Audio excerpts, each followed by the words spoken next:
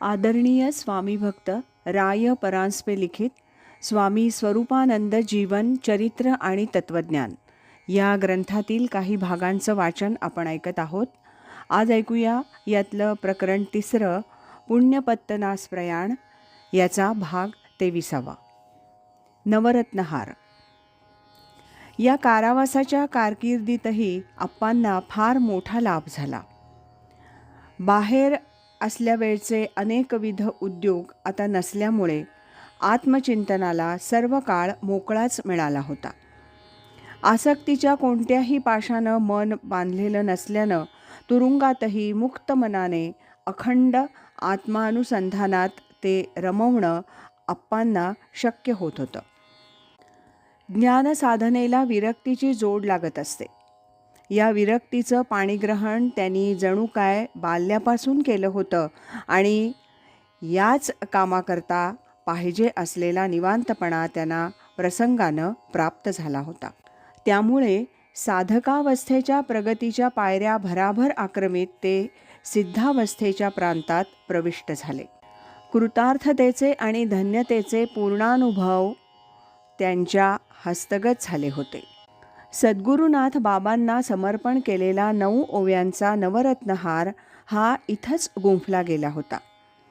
या 9 ओव्या पुढे अनुक्रमानं आपणाला वाचावयास मिळतील. त्यावरून आप्पांनी केवढी प्रचंड साधना केली असेल याची कल्पना येईल. यापुढे आप्पा जेलमधून सुटून आले आणि सद्गुरुनाथ बाबांच्या दर्शनाला गेले. बाबांना जणू गुरुदक्षिणाच असा नवरत्नहार त्यांनी समर्पण केला. सद्गुरू बाबांच्याही मनात या सत्शिष्याकडून हीच गुरुदक्षिणा अपेक्षित होती. आपल्या थोर संप्रदायाचं वैभव वाढवणारा हाच एक सत्शिष्य आपल्याला लाभला आहे ही त्यांची खात्री झाली होती. अनेक संसारग्रस्तांना परमार्थ प्रवृत्त करणारा, मुमुक्षूंना सन्मार्ग देणारा आणि साधू सज्जनांना संतोष देणारा असा हा आपला शिष्य पूर्ण बोधानं प्राप्त पुरुष झाला आहे याची त्यांना खात्री पटली. याच्या अंतःकरणात आता संशयाला थारा राहिलेला नाही आणि पूर्णतेचा परिणाम म्हणून उत्तरोत्तर भक्तिप्रेमाची वाढ म्हणजेच ज्ञानाची परिपाकदशा तेवढीच भोगावयाची आहे आणि हे यथाक्रम विनासायास त्याला प्राप्त होणार आहे हे त्यांच्या अनुभवी दृष्टीला दिसत होतं. तथापि आपण कृतार्थ झालो हे शिष्यानं स्वमुखानं तोंड भरून सांगावं आणि ते आपण कान भरून ऐकावं असं गोड स्वप्न बाबा पाहत होते. प्रेमीजनांच्या अंतःकरणात समभाव सहजच उदित होत असतात. अंतःकरणाला अंतःकरणाची साक्ष पटतच असते. त्यामुळेच त्याला अनुरूप असेच विचार आप्पांच्या अंतरात उदित झाले असल्यास नवल नाही आणि सद्गुरू संतोषार्थ त्यांच्याच कृपेनं त्यांना प्राप्त झालेला चिदरत्नांचा नवरत्नहार महाराजांना त्यांनी समर्पण केला. या हारातील प्रत्येक ओवी हे एक एक रत्न असून ते प्रयत्ना वाचून सहज स्फूर्तीनं उत्पन्न झालेलं आहे. ओव्यांच्या रूपात ते प्रकट झालं असलं तरी ओवणारा हा अकर्तात्मक भावानं परिपूर्ण आहे.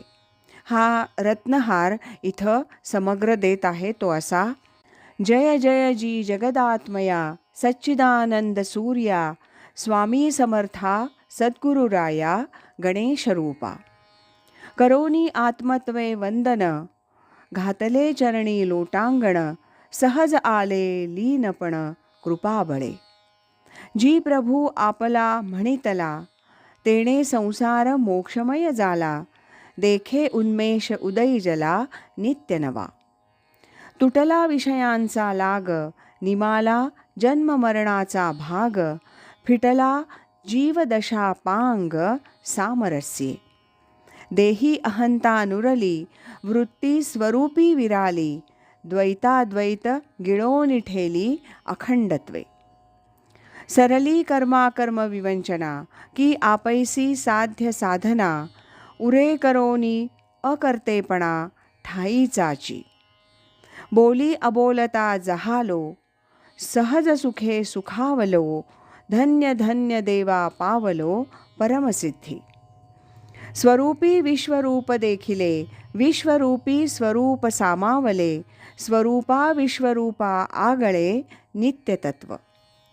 स्वामींचा सेवकू जहाला, तै येतुले भाग्य लाधला, अक्षयपदी लाचावला ह्याची लागी. नव वोविया नवरत्नहार, स्वामीस समर्पिला सादर, तेणे संतोषिनी अभयकर ठेविला माथा. सद्गुरू बाबांनी या ओव्या वाचल्या आणि त्यांच्या आनंदाला पारावार राहिला नाही. कारण या ओव्या म्हणजे मूर्तिमंत स्वानुभव होता. ही काही शब्दांची जोडाजोड करून केलेली काव्याची निर्मिती नव्हती. सद्गुरूंना शिष्यांकडून जे अपेक्षित असतं ते नेमकं हस्तगत झालं होतं. एकनाथ महाराजांनी म्हटलंच आहे, सेवक परचक्र विभांडी, राजा हर्षाची उभवी गुढी, शिष्य परमानंदी दे बुडी, गुरुसी गाढी अवस्था. अर्जुनाला जो जो सुखलाभ होत गेला तो तो भगवंतही आनंदानं डोलू लागले. ज्ञानेश्वरीत भगवंताच्या तोंडी पुढील शब्द आहेत, तैसे तुझे हित आघवे, जव जव का तुझ फावे, तव आमुचे सुख दुणावे ऐसे आहे. अशी ही गुरुशिष्या संबंधांची प्रेमाची जात आहे. तुकाराम महाराजांनी याबद्दल देवाजवळ मागणंसुद्धा मागितलं आहे. देवा ऐसा शिष्य देई, ब्रह्मज्ञानी निपुण पाही, तुका तुका हाका मारी, माझ्या विठोबाच्या द्वारी. आज इथेच थांबूया. यानंतरचा भाग आपण उद्या ऐकूया. श्रीमद सच्चिदानंद सद्गुरु श्री स्वामी स्वरूपानंद महाराज की जय. हरि ओम तत्सत.